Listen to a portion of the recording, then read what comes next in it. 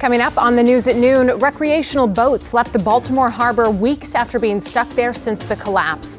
And it is day 2 of Trump's hush money trial. Coming up, hear why experts say both sides need to look out for stealth jurors. And Caitlin, any idea how long this nice weather is going to last? Simone, we have a gorgeous day to enjoy today. Temperatures already climbing into the 70s before lunchtime, but tomorrow showers are back. I'll take you hour by hour through how that will impact our recycle day coming up next.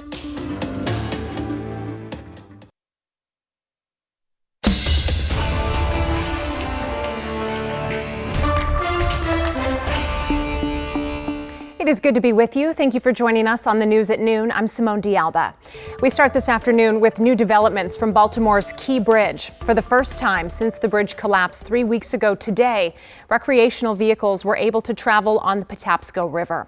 Take a look. This is video from Sky 9. For about an hour this morning, the Coast Guard let recreational boats leave the Baltimore harbor. Of course, they've been stuck there since the collapse. Now, keep in mind, this is a one-way channel, so this morning's window was only for boats leaving the harbor. The Coast Guard has scheduled another window tonight from 6 to 7 p.m. that will allow smaller boats through the salvage area to try to enter that harbor. The fourth body that was recovered from the Patapsco River Sunday was identified yesterday, but the family has asked officials not to release the victim's name. FBI agents boarded the Dolly yesterday morning as part of a criminal investigation into whether the crew failed to report problems with the ship before that crash. Maryland Governor Wes Moore is having a press conference in about 3 hours' time, and we'll have more on that one on the news at 5. Well, just 30 minutes ago, a federal appeals court overturned a West Virginia transgender sports ban. The Fourth Circuit Court of Appeals determined that the law violates Title IX, which is the federal law that prohibits sex-based discrimination in schools. Now, this blocks a West Virginia law banning transgender girls from playing on girls' sports teams. This comes after a legal battle where officials tried to apply the ban to a 13-year-old girl who had been taking puberty-blocking medication and publicly identified as a girl since she was in the 3rd grade. Former President Donald Trump's historic criminal trial in New York resuming today as lawyers from both sides question possible jurors. Michael George has the story from New York. Former President Trump was back in court for day 2 of jury selection in his hush money trial. Some accountant, I didn't know, marked it down as a legal expense. That's exactly what it was. And you get indicted over that? On Monday, the first batch of 96 prospective jurors were questioned, with more than half excused after saying they could not be fair and impartial. And as questioning moves forward, CBS News legal analyst Ricky Kleeman says both sides need to look out for so-called stealth jurors. The juror who answers everything perfectly because he or she wants to be on that jury and vote the way that he or she does not appear that they will vote. Trump is accused of scheming to funnel payments to adult film star Stormy Daniels through his former lawyer Michael Cohen to cover up an alleged affair when he was running for president in 2016. Both could be potential witnesses at the trial, and last week Trump slammed them on social media, calling them sleazebags. Prosecutors want Trump to be held in contempt for violating a gag order. A hearing on that will be held later this month. This is all coming from the Biden White House because the guy can't put 2 sentences together. Trump denies any wrongdoing and calls the proceeding a politically motivated witch hunt. Michael George, CBS News, New York. This afternoon, tensions continue to rise in the Middle East. A top Israeli military leader is promising there will be a response to Iran's drone and missile attack over the weekend. However, he did not say what form that response would take. Iran launched 2 waves of drones and missiles at Israel. Now, of those more than 400 projected missiles that Iran fired, only 5 penetrated Israeli defenses, causing some minor damage at a military base.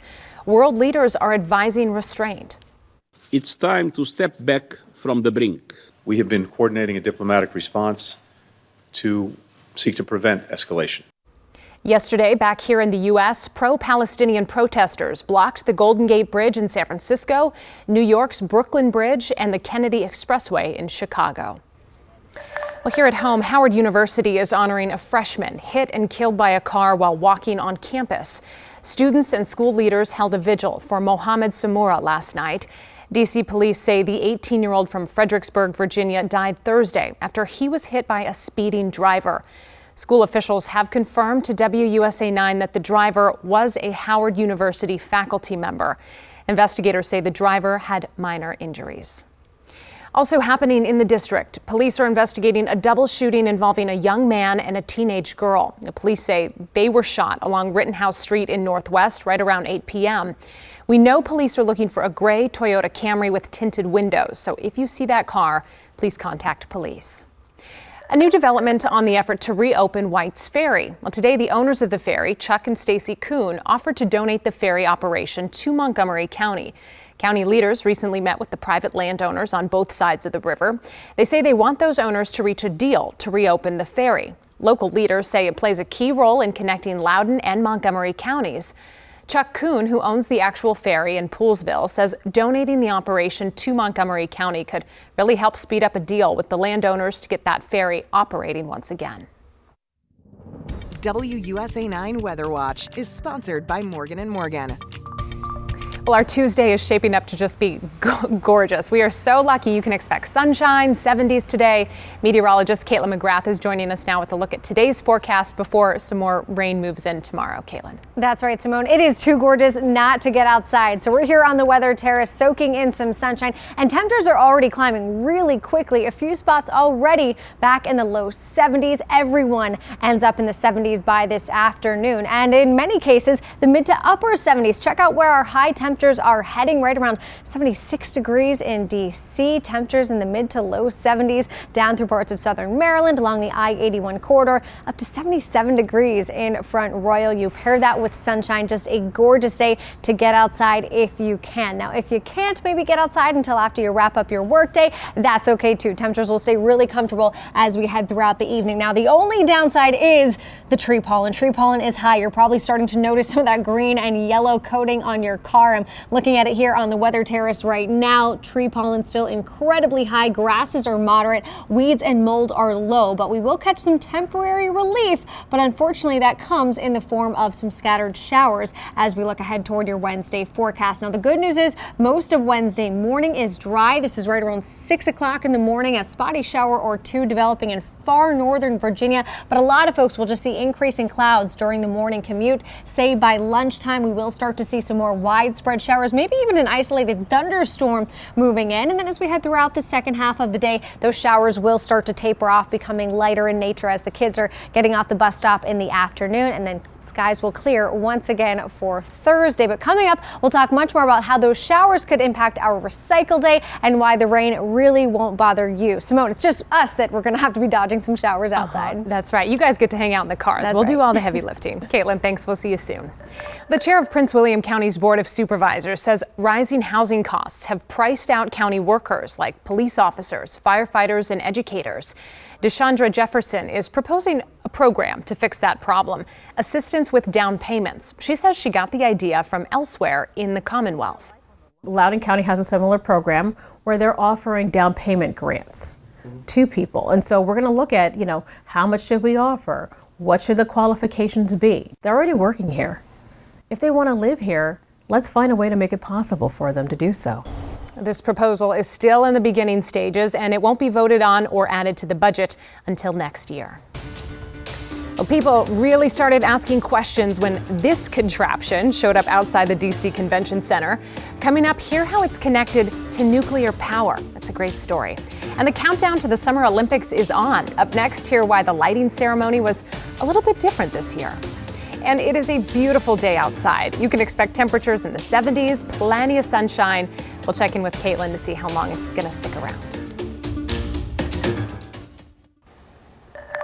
Well, what would you think if this suddenly showed up in your neighborhood? There were lots of questions when that happened last week, and we found out it has to do with nuclear energy and how a D.C. company hopes to make it more accessible. It was just hanging out yesterday by the D.C. Convention Center. Jess Arnold went to 10th and V Streets in Northwest to show us what's going on.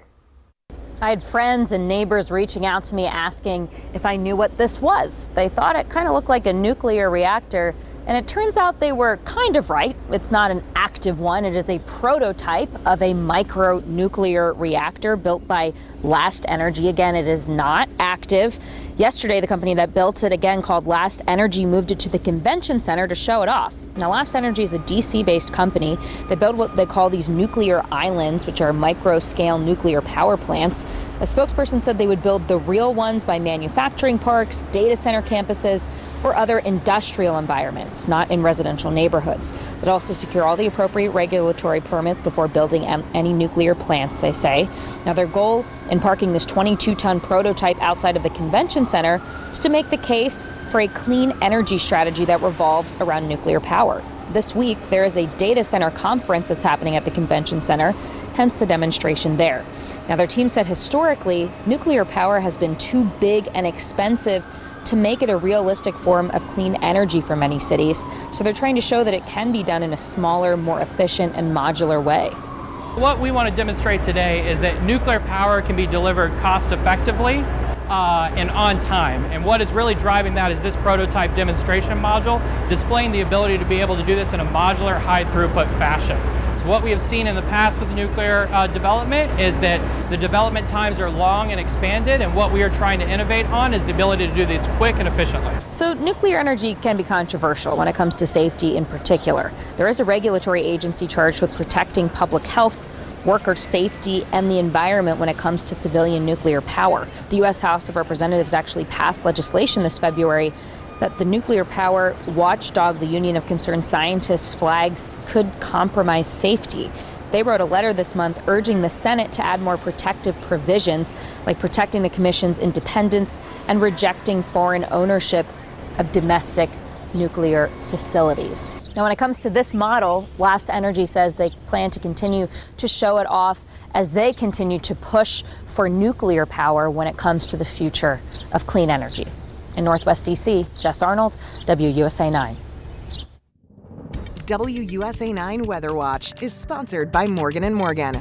All right, this is our day. It's sunny, it's gorgeous, Yeah. There's a lot of good energy. I wiped that layer of pollen right off my car and I said, forget it, I don't care. That's right. And if you haven't cleaned off your car, maybe today's the day. Yeah. Do a nice little outdoor car wash because it is gorgeous outside. It's beautiful. Yeah. And we get to enjoy it before things change. That's right. Tomorrow, not a washout. We're not going to have the hail like we had yesterday, but showers and rain are back in the forecast. So we will just soak in this. You're taking a live look outside from on top of the Willard over the district. Just a gorgeous day, a cloudless sky, and temperatures that are climbing so quickly as a result. We are all back in the 70s by this afternoon. Now, maybe you can't get outside until after you wrap up your workday or after dinner.